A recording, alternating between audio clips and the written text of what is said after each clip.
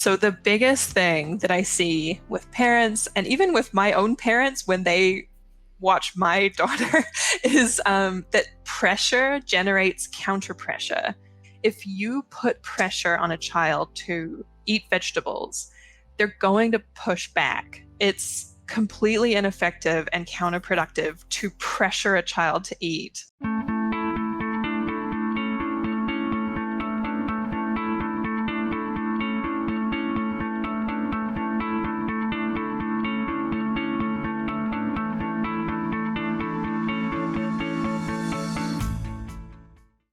What is up, everybody? It's Ed Gow Jr. of Dad Central and the Dad Central Show.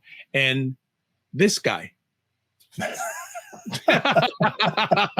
always got to come up with something different. So I said, let me make it just short and sweet. This guy. This guy. For those who are listening in the audio, you always wonder, like, what's going on there? Ed is we're side by side on the screen, and he always points the opposite direction, like to nobody. So, yeah, Drew Solon, Dad Central, and of the Dad Central Show. So welcome again to another show. And Ed, how are you? I am outstanding. Before we started this conversation today, I was saying I'm enjoying doing some recording and having the window open, fresh breeze, where I'm in the Greater Toronto area for about the last week or so. We just had really nice weather. And you can go out in shorts, not at night. It's a little cool, but during the daytime, you can go out in shorts, some people wear t-shirts. I like to wear like a half zip and just enjoy, because I know with the days getting shorter and the sun setting earlier, some cold weather's around the corner, but it's nice to just enjoy the lovely, lovely fall. So what about you? Don't talk about what? So let's just enjoy what we got right now. Okay. I don't want to think about it not being here because I'm not a winter fan. How am I? Well, every now and then it gets a little hectic with 5 kids. And you're kidding. Yeah. Recently, I wanted to get the kids out of the house, and it was like around dinner time. And I was like, all right, let's go. We're getting out. And I left Kristen home with the baby so we could, I could create some space for her. And the kids were, oh, Dad, let's go to, I used to take my kids to Costco. Snacks are great at Costco. They just kind of sample. We have a great time. Anyways, you're setting up for our new friend today, but keep on going. Yeah. So at the end, Sophia always, can we get a Costco hot dog? And the answer was yes. And then we all got Costco, not me. They all got Costco hot dogs. I have this great picture of them like sitting on the bank, like behind the car, like because we all just went outside, loaded the car, and they're just sitting there, and it's like a moment of bliss as they're chewing on their hot dog with their fountain drink, and I just think I'm a good dad today. Yeah, because they gave Kristen space. I had some peace. We had some fun, and I thought, yeah, they are happy as can be. And yeah, of course, you know why I'm telling this story, because we're talking to somebody new today who may get me in a little trouble for that story. But I think for me, it's a dad win. It's a dad win. Yes. Okay. Before we see if we can get Drew out of trouble, let's talk about this. The Dad Central Show is sponsored by Dove Men Plus Care. Dove Men Plus Care believes that care is the best of a man, because when men care for themselves and others, there is a positive impact. And it's interesting that Drew's mentioning that story after one of our most recent recordings. We always chat after. And I've shared with Drew, I'm a little bit in a eating and nutritional transformation. So actually last night I had a green smoothie. And so what is in a green smoothie? I just took bunches of leaf lettuce, put in some almond milk, a little bit of a drop of coconut water, and that's what I had for dinner. You're trying to score points, maybe. I'm trying to get some shine on because I know you're going to get some in the next few moments. So I'm trying to lighten your load. I see how it goes. Okay. Well, I'm trying to watch your back. our guest today. We're talking to Anneke Hobson. She is a registered dietitian, and she goes by the name the Kiwi RD. And you get to learn why later. But she's been working with families and eventually now actually seeing a lot more dads in her practice. So, Anneke, welcome to the show. We're looking forward to learn a little bit more about what you do, but also the importance of how dads can help their kids when it comes to eating, maybe even helping themselves a little bit. How are you? Hi, I'm good. Thanks. Thanks so much for having me. I love both of your stories, actually. I love that moment of sharing a hot dog with your kids. I think it's great. Okay, but you know what? If I don't know if she would have still said that if I didn't add in my green smoothie. You never know. You never know. You never know. But it's great. Anneke, we are so excited to have you, especially as we're talking. Well, in this part of the world, fall season is changing things. And a lot of times during the summertime, we sort of let go of our eating habits. So I'm really interested to hear about what you do. But most of all, let's hear a little backstory about Anneke. How did you get into this world of nutrition? Yeah. So it's kind of a long story, but I'll tell you a story that kind of really got me passionate about feeding kids and kind of doing it in a positive way. And I can get into why that's really important for dads later. But yeah, for now, I'll just tell the story. So when I was 17, I went to Italy. I was an au pair, which is just a fancy word for a full-time nanny for these two boys. There were 2 and 4. And neither of them ate very much, which stressed me out as a 17-year-old. But the 2-year-old especially just would not eat. And so, I had this experience, which was honestly a little bit traumatizing. So there was another nanny who would kind of watch me try to convince this 2-year-old to eat something, eat some veggies, eat some meat, anything, and him just refusing. And so she would try to take over from me. And she just was much more aggressive and would offer him the forkful of food. And if he refused, then she would hit him. And so basically, eventually, he would just cave. And so what he would do is he would squirrel food away in his cheeks. And so sometimes, I would go to wake him up in the morning and he'd have all this chicken like in his cheeks. Obviously, really not great for like a long-term relationship with food as he gets older, and just, all kinds of other, like a choking hazard and not good for your teeth. And anyway, I'm just telling this story because basically, I think that was really formative for my interest and care in helping parents to feed their kids in a more positive way. So I got into nutrition and became a dietitian. And whenever I took a course on feeding kids, that story really stuck with me because that 2-year-old really began to associate food with pain. And so as a result, became even less willing to eat. That's really where my passion comes from. And why I like to kind of counsel parents and give them some support in how to feed kids in a positive and healthy way so that they have this longer term healthy relationship with food as well as that nutrition that they need to grow. Yeah, thank you for sharing the story. Certainly you can see how that could be formative for sure. Yeah. One of the things you talked about that I think is really important though is a healthy relationship with food. And I think for me, you're a registered dietitian, but you talked about associating food with pain, but I think there's also associating food with pleasure and maybe all things in between. And so maybe could you talk a little bit about, from your perspective, how do we develop healthy relationship with food? And then how does that play into, I guess, our role as parents?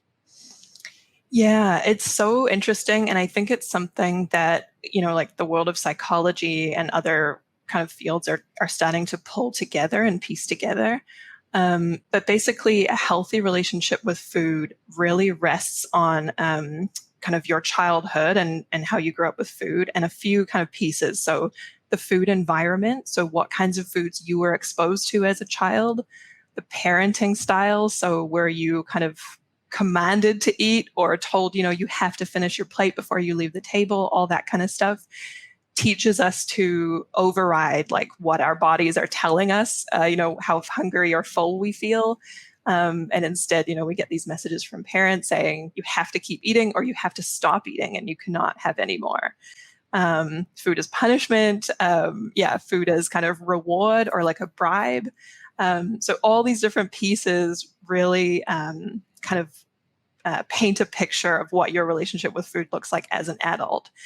So one piece that I'll just mention from that we were kind of learning about the research is that a dad's dietary habits or food behaviors and attitudes can really impact kids' behaviors and attitudes. So actually more so than a mom's. It's really interesting. So yeah, what a dad does in a family or in a house can really impact the way that a child learns to eat and what that relationship with food looks like as they get older. So that was really a new learning for me actually after coming to see one of your presentations, Drew, was, what does it mean for a dad to eat well and model that in a household? And it turns out it means a lot, more than I think we've given credit for in the past. So I want to jump in for just a second. You mentioned about the impact on how parents and dads are raised when it comes to food. Can you delve a little deeper on that? Because you were reading my alleged mind. I was going to ask on that, but if you can delve a little deeper on that, it'd be fantastic. Yeah. So you might have noticed, or your listeners might have noticed kind of in general with parenting, that we get these messages as kids from our own parents, and then we repeat them to our own kids when we become parents. So it's really, really easy to just, if you're on kind of default, to repeat the messages that your parents gave you about food. So that's a big one. Another kind of common finding from the research is that dads tend to use more command and control, it's sometimes called, in terms of feeding. So setting food rules and then just kind of telling kids how to eat or what to eat, when actually that's not effective. So if you can think of like the example that came to mind when I was thinking about this podcast is cursing. So before I became a parent, I cursed quite liberally for various reasons. But when I became a parent, just thinking like, I can't just tell my kid don't curse when I myself am continuing to curse. Kids pick up on that. They pick up on the fact that you're not behaving in the way that you're professing that you should be behaving. So you have to instead really be this role model. And so that role modeling is really where things get passed on for dads and for moms, for all of us. But I think that, things like eating and those food rules, whatever they were for you as a kid, their role modeling is what comes through generations. So it's had to disrupt. It's had to think, this is what my parents taught me. It's not necessarily what I want to teach my kids. I'm going to make an effort to, whatever it is, quit smoking or stop cursing or eat a little bit healthier or, not set these really strict kind of demands around food on my kids. So that was a little bit rambly, but I hope it answered like that question of passing on what your parents have passed to you. Yeah. So two key things. One, dads, your example. Well, dads are really important actually in helping children when it comes to a relationship with food and how they view food and how they're going to consume their food.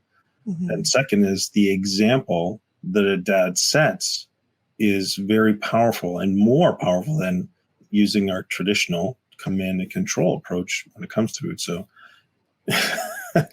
maybe I'm in trouble for taking the kids to Costco for the Costco hot dog because, Kristen doesn't really support the Costco hot dog, but meaning she knows that it's a very rare experience, but can I give two thoughts about that? Yes, go right ahead. Okay. And we can have a conversation about it for sure. Yeah. Okay. So the first is that part of that command and control approach is really controlling and micromanaging what your kids eat.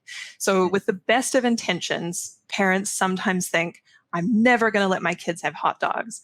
But if you have ever been on a diet yourself and have tried to set up these food rules, like I can never eat hot dogs, you'll know that that rule sometimes gives that food a special value or importance and makes it really exciting and forbidden. And so, what I really love about taking your kids to Costco for a nice afternoon, I just think you're showing your kids that you like hot dogs are a yummy food that you can enjoy together.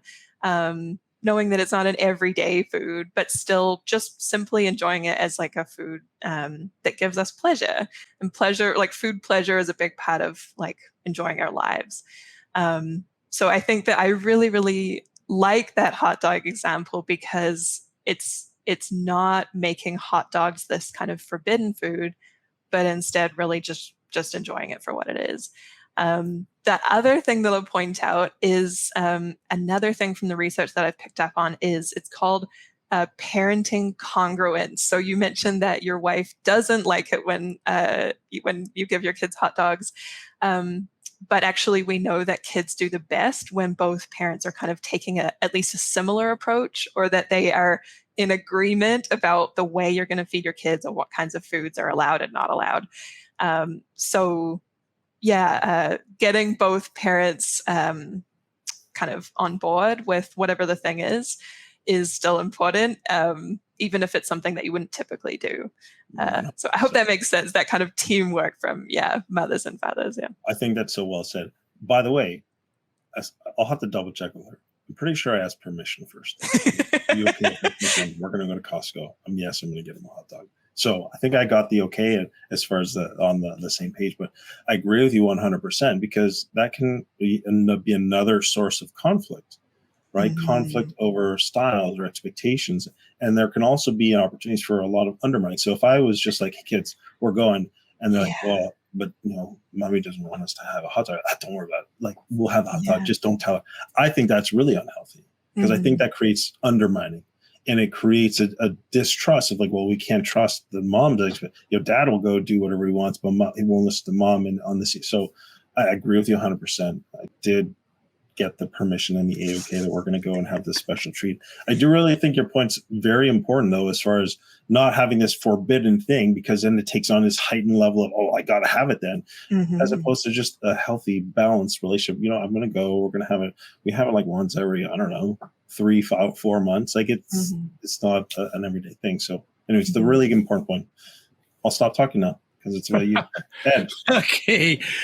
I'm curious, and you're so good to let Drew off the hook. I know he's gonna love you forever now. So it's all good. I don't know about Kristen. I don't know when Kristen watches this. I'd like to see that conversation out, but that's a whole other thing. How did you approach or transition working with fathers or dads when it came to nutrition? I'm very curious because it's something that it came to you or you approached them. That is such a good question. Okay, so I've been a dietitian for about 6 years. I worked in public health before opening my own practice. But it's something that has bothered me ever since I started nutrition. So I think something like 98% of dietitians are female, which I don't think is great. Like, I think we need more male dietitians to reach males. Like, it's a big problem. But then, there's kind of just been this ongoing kind of subconscious things that I've noticed about the way. So like, for example, at public health, we would run these health campaigns like choose water over sugary drinks or, whatever message it was. Yeah. Nice work. More brownie points for the water. So say we want to run a campaign like that, choose water. And we go through Facebook. So we do a little Facebook ad. Facebook sends us all these analytics about who the ad has reached. And it was always, 95% female. And I don't know why that is. Like, maybe it's that women are more likely to look for parenting content on Facebook or look at it or something.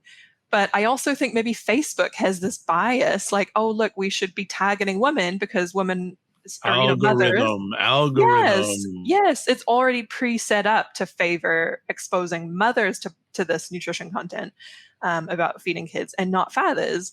And so, yeah, just a lot of that stuff has kind of popped up in my career as a dietitian and has really bothered me. And I recently actually, for International Women's Day, I had wanted to post something on my private practice social media about women, mothers and fathers, and the kind of work of food. So I found this very old stat from Statistics Canada. I think it was from 2012 or 2015 or something like that. And it showed that a small majority, so around 60% of the food labor is still done by women, not men. So actually, it's an area where a lot of progress has been made. A lot more dads and men are doing food work. They're doing cooking. But yet still seems to be majority women. But I think that part of that is cultural and part of it is just simply that like a lot of healthcare providers and public health campaigns and research targets women and not men. And so men are kind of just by default like being excluded from nutrition and food messaging and parenting messaging. And that really bothers me too. Like I think that we should be including everybody. So yeah, anyway, just a few things that have kind of gone on. And then I saw Drew's presentation at a group one evening about 2 months ago, I think it was. And it really just blew my mind, honestly. A lot of the facts about dads I had misconceptions about. And yeah, it really just helped me think more about dads and feeding kids. And so that's when I did a bunch of this research and wanted to come on the podcast. But yeah, those are the highlights. I love that you are, it sounds like from just you sharing, you're a very curious individual. Yes. Mm-hmm. And that curiosity took you to where we are today. So that's good stuff, Drew. Yeah, well, thanks for sharing that. And to me, that is something that we knew from the research as well, that dads often aren't included in some of these important points. And so, but you're working with families, you're working with young families or new families, and, it can be challenging. Kristen, with her first daughter, Sophia, had a terrible time getting her to eat food. And so, whether that's being picky or just even eating. So can you, that seems to be a problem. Can you talk about maybe the problem that you see or the challenges that you see in parents or young families who are just, getting started? And then how do you work with them? How do you help them? Yeah.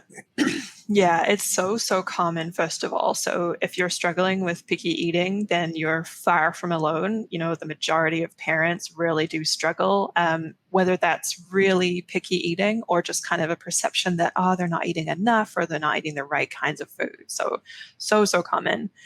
In terms of the way that I work, so there's kind of the two parts of setting up things to facilitate healthy eating and a healthy relationship with food. One is the eating environment. So that could include literally just what kinds of foods do you offer your kids and what kinds of foods do you, yourselves eat as parents. And then the other is the role modeling. So yeah, what kinds of foods are parents eating? How are they eating? Are you, forbidding cookies and then sneaking cookies in the pantry while your kids aren't looking? Or are you, simply making them available like as a treat once in a while in a neutral way? So those are really the two things that can actually make a big difference. So I'll give you one kind of example of like a psychological thing that can build. It's just called repeated neutral exposure. So it's a psychological thing that our brains tend to like the things that we're exposed to over and over. So the example that I always think of is like hearing a song on the radio. So often a song comes on the radio, I've never heard it before. I go, turn it off. But if it comes on day after day, after a while, I'm like singing along to the song. That's why they call it radio programming. Right. Right. Yeah. So it's just simply that we tend to like things that we're exposed to more. It doesn't mean that the more we're exposed to something, we'll definitely start to like it. But for most things, the more we're exposed to it, the more we'll accept it and like it. So the approach for like young kids, so this would be like toddlers through maybe like 7 or 8 year olds, is just called repeated neutral exposure. So this means putting a small amount of whatever the food is. So say you're trying to get your kids to eat carrots. It would be a small amount of that food, like maybe even a tablespoon or like 1 carrot stick on the side of their plate in a neutral way. So no pressure, no bribing, no rewards for eating, or even praise for eating the carrot. It's just there, and maybe they'll touch it, maybe they'll sniff it, maybe they'll play with it. Maybe they won't eat it, but over time, they will just accept that there are carrots sometimes, and they'll just start to try it. So this does take time and patience. And what I will say that I notice a lot in practice from parents is the emotional component. So if it's okay, I can talk a little bit about what can happen. Okay, so it's really, really common to have conflict over what to eat and how much to eat at meal times. And I think my kind of suspicion is that it's based on a fear. So parents have this fear that their kids are not eating enough, or they're not eating right, and that, they should be eating more or vegetables or whatever.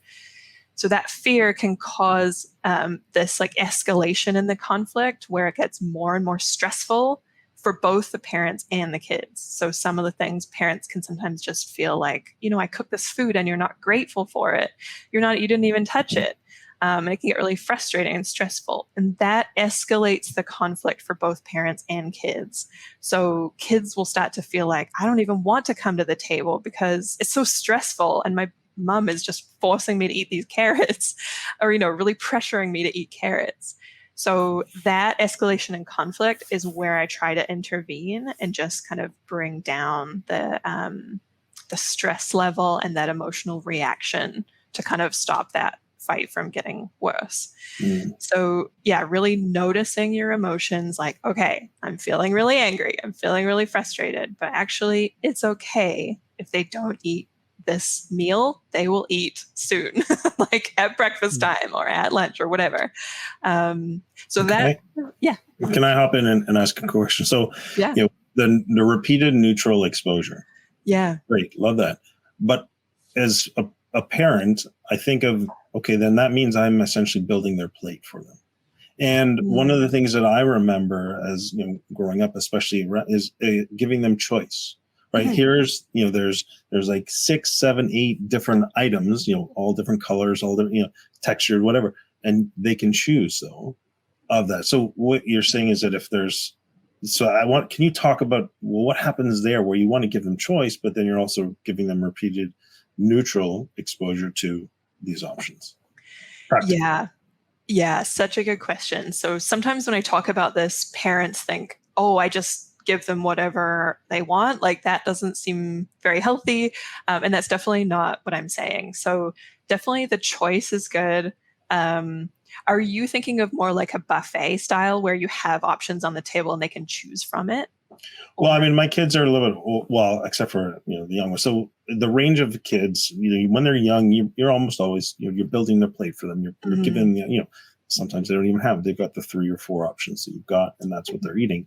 But as they get older, giving them the freedom to choose what's on there. They've got, let's say we have 4 vegetable options, 1 starch, whatever. And you're going to have at least 2 of these veggies. You choose whichever one. That's what I'm referring, because my kids are at the age now where I'm not really building their plate for them. I'm giving them the autonomy and freedom to make good informed choices built on the practices that we've had in their lives up till this point.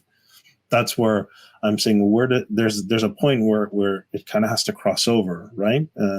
Again, because of my age and stage of 7-year-old, and a 7-year-old's harder. I think I need to still guide him. The 10-year-olds are pretty good right now, and the 13-year-old, well, it's hit and miss. So Mm-hmm. Yeah, that's such a good, I love that example of like a little bit of structure. So yeah, you can have two veggies. You can choose from this set that I've made, not two of any vegetable that you want, but two Mhm. of what I have already bought from the grocery store and prepared. So that's a really good example of like a little bit of structure with freedom and autonomy. Okay. I really, really like that. And it's still giving them repeated neutral exposure because it's still available, even if they don't choose it. Okay. So yeah, I really, really like that that approach. And I think that definitely as they get to 10, 12, like ideally they're also involved in like food decisions and Mhm. some of the labor. So definitely by 10 or 12, like they could be helping with prepare meals or like setting the table or, making some choice about, I don't really like carrots, but could we have like peppers and cucumber or whatever the thing is. Or, I really don't like cooked veggies, but I'll have them raw, but have some choice in what you're making as a parent. There's just such a fine line between a kind of over catering, like making them exactly what they want every time, and helping them learn to try new foods or expand their diets a bit gradually and without too much pressure. So Okay. that is a bit of an individual parenting decision. And I try to kind of work through there with parents, like how accommodating do you want to be as a parent? Because it involves extra labor and it involves sometimes making multiple meals. Not everybody wants to do that. And it's not ideal for getting them to kind of expand their horizons in terms of Mhm. food. So, Okay. yeah. Well, let's go back to, let's say you're starting out and you're introducing foods to your child and you're wanting to make sure they're getting good choices, and they're really early on in food, but then also starting to get to that toddler stage where they're wired to test boundaries, they're wired to push back, they're wired to refuse, and so that can be hard, right, for a parent. So can you talk about how can a parent establish again that healthy relationship with food at that age? Yeah, totally. So there are developmental stages of neophobia and neophilia. So neophilia is where like, oh, I'm just going to try everything. I'm going to give it like, it doesn't matter. It doesn't bother me. I'm just going to put it in my mouth and eat it no matter what, including dirt or Play-Doh or whatever it is. Yeah, the baby's starting to do it. Yes. You give her something, she just puts it. It's the first thing. It's Put it right in to her her mouth. mouth. Yeah, that's Yeah. it. That's Yeah. test their world. Anyway, Yeah. sorry. So that is a window of real opportunity. So up until about 18 months, I'd say. So between that like 6 months where you're really setting solids to about 18 months where they start to get picky, or they start to, test boundaries, I guess is like the language used. So that window is really great for kind of offering them lots of different textures, lots of different flavors so that they enter that toddler period with tons of options that they are already familiar with. Previously, parents would just do purees, for example, like from, in the first year, say, and we know that exposing them to different kinds of textures and flavors can be beneficial for preventing that real pickiness later on. Oh, really? At what age Yeah. does that start? So even from 6 months, so not Wow. doing, Okay. yeah. So Okay. there's some research showing like if you only do puree, which some babies do have like higher risk of choking or like there might be medical reasons to only do purees, but for a healthy term baby and everything's looking good, like they can eat different textures right from 6 months. Okay. Keeping in mind some choking hazards like grapes and hot dogs and stuff. Hot dogs are a theme of this conversation. But yeah, lots of You're different welcome. lots of different textures can help kind of delay or prevent picky eating in toddlerhood. So that's kind of the first thing. Once you get to that like 18 months to 2 or 3, they are really testing your boundaries. So this is more where parenting structure you can have some flexibility about the way you want to approach it. Just as an example from my own daughter, like we did have a rule of, if you throw food on the floor, then the meal's over. Like you can't, like, I think we just say food is not for throwing. Right. food is for eating, food is not for throwing. That was kind of like the thing we kept repeating. And if you throw food, that's the end. So, clean you up, you go out of the high chair. For some parents, that's too strict. And for other parents, that's not strict enough. So people just differ in their approach. But yeah, that repeated neutral exposure is really the main way. And then the role modeling of, you yourself eating whatever your toddler is eating, so that they can see like, okay, mom's eating this, whatever it is, burrito, it must be okay to eat. And yeah, it's safe, it's yummy. I can see from her expression that she's enjoying it. All these pieces that we get from role modeling. Are you a dad who feels like you're juggling a million things at once? Balancing work, family, and personal goals can be overwhelming. But what if there was a solution? That's why we created our new fatherhood community called Dad Mentor. For over 20 years, Dad Central has built practical tools to help dads. We understand the challenges you face and provide the support you need to thrive. The biggest complaint we hear from dads is there's no dedicated support for their specific needs. But not anymore. Our new community, called Dad Mentor, is here to transform your fatherhood experience.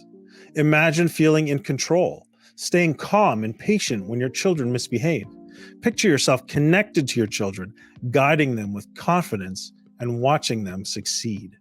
When you join Dad Mentor, you'll have access to a community of like-minded dads committed to their dad journey, just like you.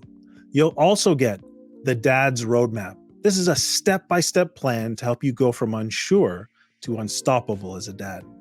Monthly masterclasses and Q&A sessions. You'll get answers and know exactly what to do straight from experts. Monthly group meetups that connect dads over common topics. A dad's resource library. Curated webinars, podcasts, or guides built by Dad Central to help you grow as a parent. And finally, you'll also get exclusive members-only offers and events. Now, many dads do try to do this fatherhood thing alone, only to find themselves trapped in frustration and strained relationships.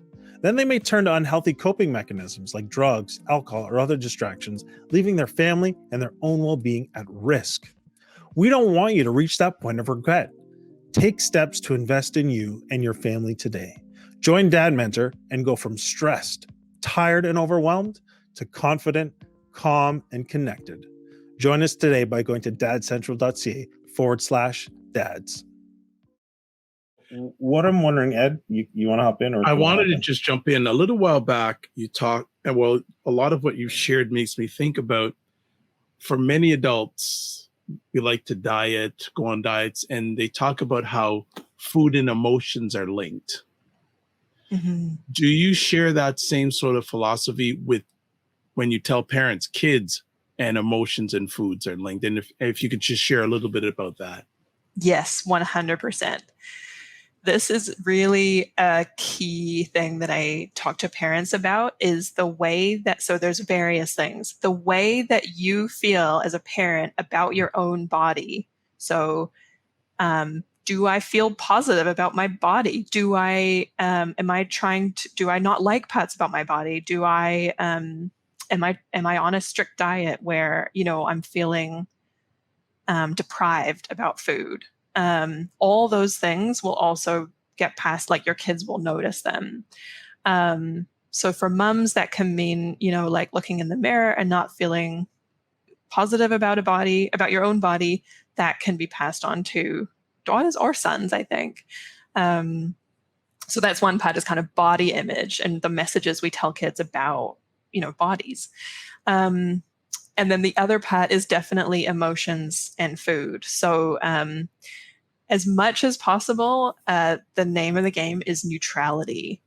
So what tends to happen in our culture is, for good reasons, for best of intentions like nutrition and health, we kind of elevate some foods and we devalue other foods. So some food is junk food and some food is healthy food, and that's it's okay. Like in some senses it's true. Some food has nutrients and nutritional value and other foods have less nutritional value. But if we kind of do that, we're setting up this perspective or like an attitude towards food where some foods are okay to eat and some foods are bad or wrong to eat.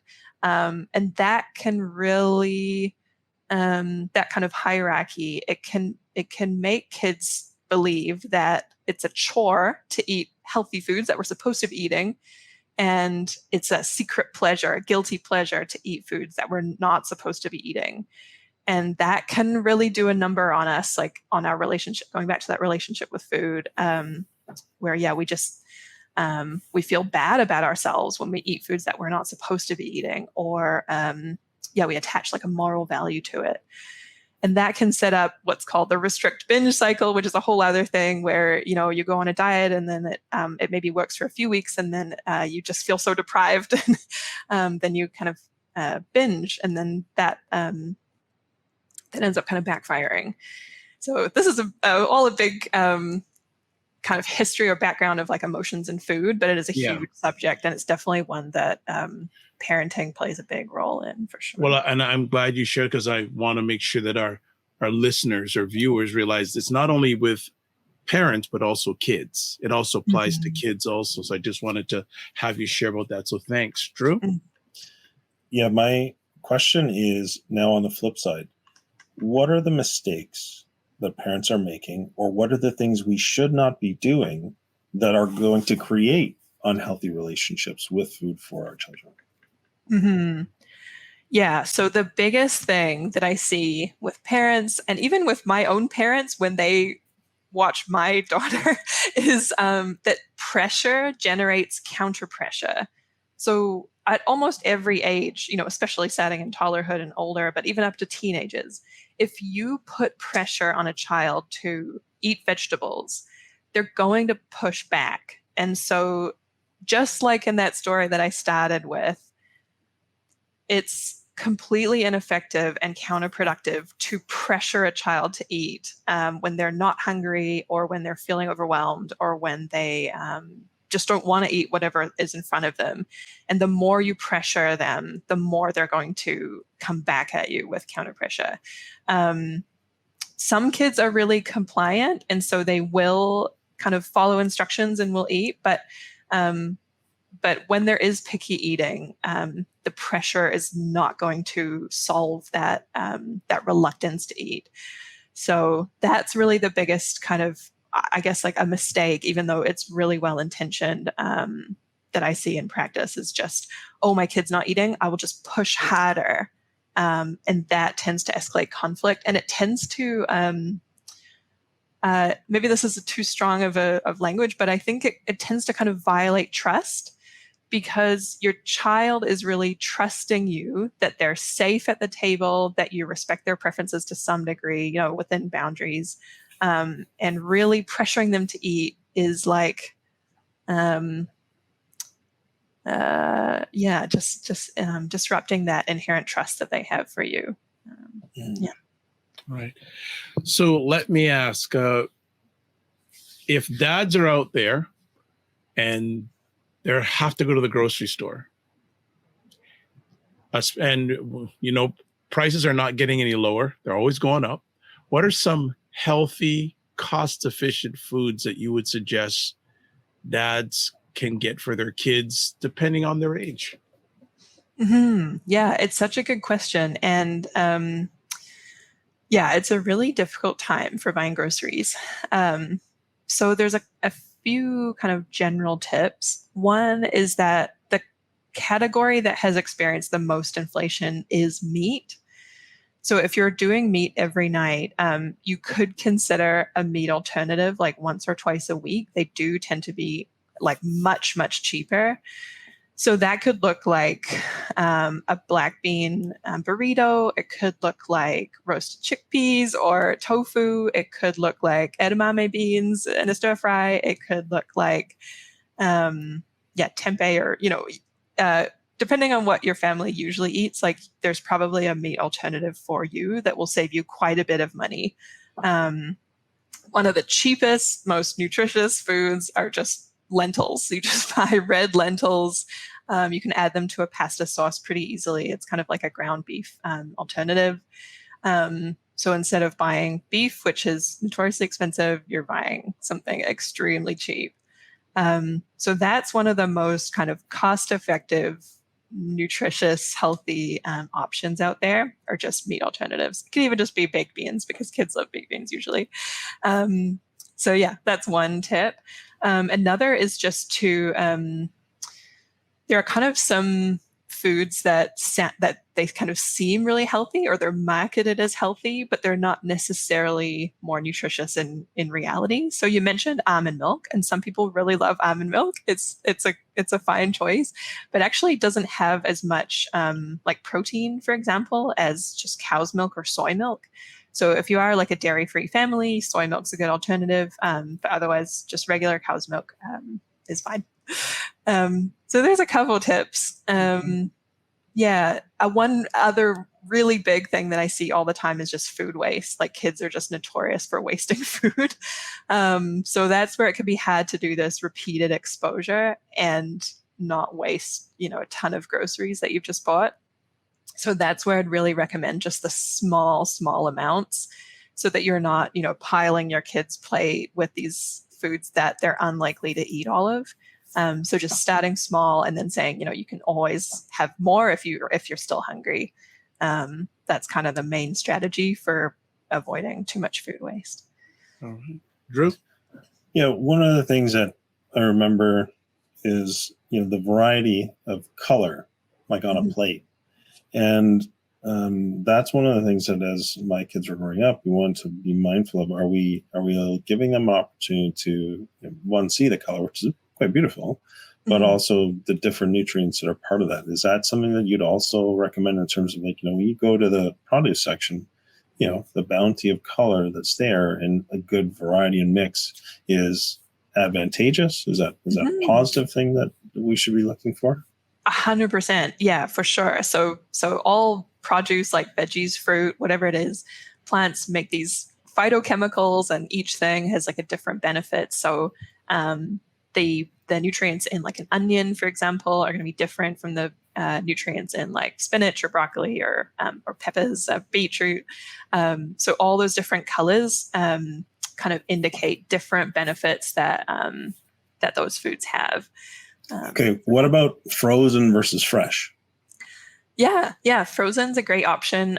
Definitely for that preventing food waste too. Like, frozen is such a good option. So a lot of people think that frozen is less nutritious than fresh, but actually it's just the same, if not more, because like on a farm, when it's picked, it gets picked at peak ripeness and then immediately frozen.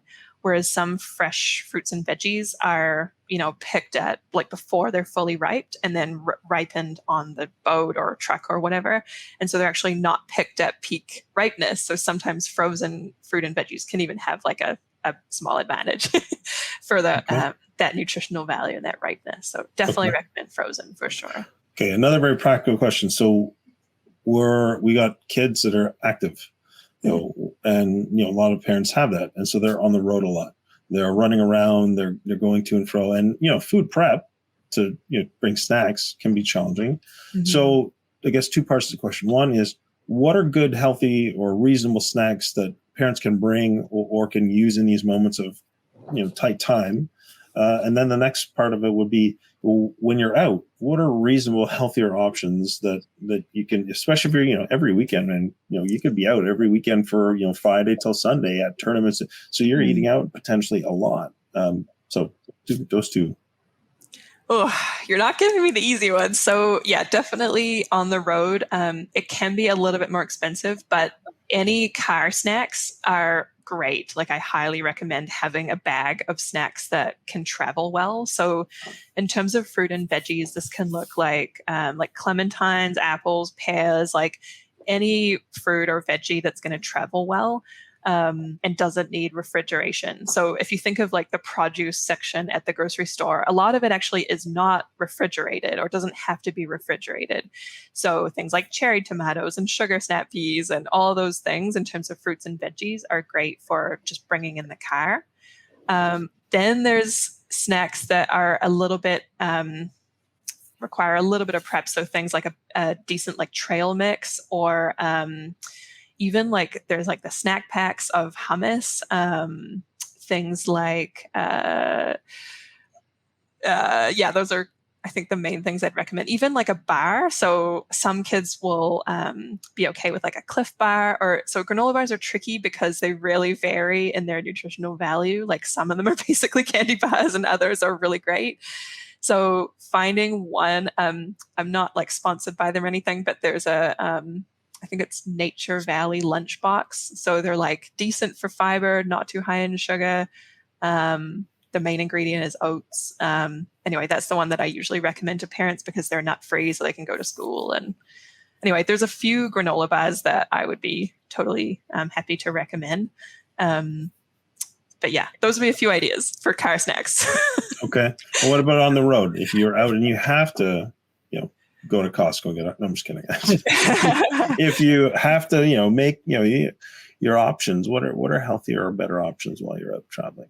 Yeah, so this is where I actually think the onus is less on parents and more on restaurants. So it really annoys me because like kids menus are always the worst. They're always just like chicken nuggets or cheese pizza, and it's like, yeah, those are fine, but there's very few good options on like kids menus, and those are the cheaper ones, right?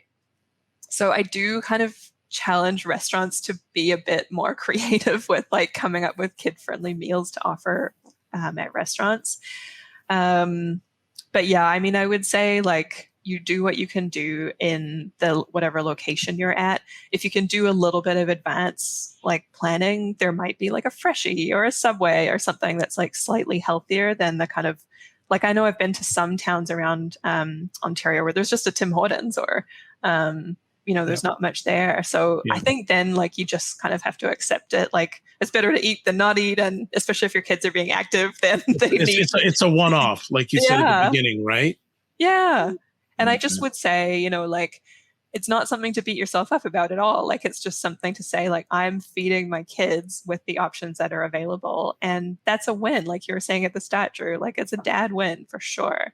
My kids are fed. They're not hungry. They're like, they're eating. So that I would just say, if that's the situation, don't worry about it. Don't sweat it.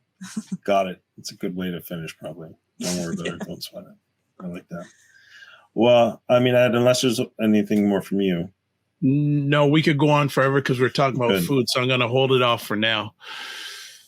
Well, Anneke, thank you so much. This has been really helpful for me. It's reaffirmed some of the thoughts that I had, but also given me insights that I did not have. And I'm like, oh, that's really important, especially the pressure, the lack of pressure, and the neutrality. I think that's a great word. How can we be neutral, with our children and provide them options and just let them learn and grow and develop, which is hard for me. And me, I'm a structured guy. So, but there's got to be autonomy within that structure. And so I think it's for me that lack of pressure is important. So thank you so much for all that you shared. And thank you for this insight. I would love to do another one, but we'll talk more about that another time. Yeah, it's been really fun. You guys have great questions. Thank you so much for having me. Well, where can people get in touch with you? Yeah, so my website is thekiwird.com. So RD just stands for registered dietitian. So and where the Kiwi come from? So I'm from New Zealand. Okay. Yeah, so I grew up in New Zealand. So New Zealanders call themselves Kiwis. Yes. So that's me, thekiwird.com. I'm on Instagram and Facebook, and my email is just hello@thekiwird.com. And would definitely recommend reaching out to a dietitian if you're struggling, for sure. Well, I want to say thank you for taking the time to share with us on our Dad Central Family Day, and continued success, not only as a mother, but also as helping parents, past, present, and future. And let's please stay in touch. And if there's anything we can do to help you along the journey, or any of the parents that you serve, we're more than happy to do that. Yeah, thanks so much. Thank you for your time today. Take care. Bye. Bye-bye. Drew, you're not structured. No. Yeah, that's your sarcastic voice right there. No, that's all right. It's all good. So take away. I think that neutrality and the pressure is an important takeaway. But really, it's healthy relationship with food is, to me, like the ultimate goal. And that's not going to happen, in terms of over a month or two. That's an over of a lifetime, or at least over the time of raising your children. And so I think that for me is really important, because if you establish the right foundation and develop a healthy relationship with food yourself, but with your children, that sets them up for the rest of their life. And I think that's really critical for me. Healthy relationship with food. How about for you? Yeah, many takeaways, but I want to share for those who are listening or watching, parents, dads, mothers, food is not only emotional for us, it's also emotional for our kids, right? When we say, you can't eat this, what impact is that having on the child or your children? So I think, and that maybe in a part two, we may want to go a little deeper in that area, but I think really good stuff shared there. And Costco's okay, Drew, all right? Yeah, that should have been my biggest takeaway. Hey, dad win. In fact, I got support. That is a big dad win. So thank you very much. No problem. That's fantastic. So as we close out, let's just put it up here. I was going to put up here. There we go. Dad Central Show is sponsored by Dove Men Plus Care. Dove Men Plus Care believes that care is the best of a man, because when men care for themselves and others, it's a positive impact. And we always want to thank Dove for the support. It's appreciated. They're not only supporting us, they're supporting families through us. So let's always remember that. We'd love you to touch base with us. Email us. Tell us what you think, what you like, what you don't like. If you have guest suggestions, we'd love to get guest suggestions for the Dad Central Show. Speaking of the Dad Central Show, you can listen and watch episodes at dadcentral.ca/podcast. And we have a pile of free resources on our website and lots of great things on our website continuously. Go to the website, dadcentral.ca. So as always, remember to give yourself grace and don't just manage your time, manage your energy, and we'll see you soon.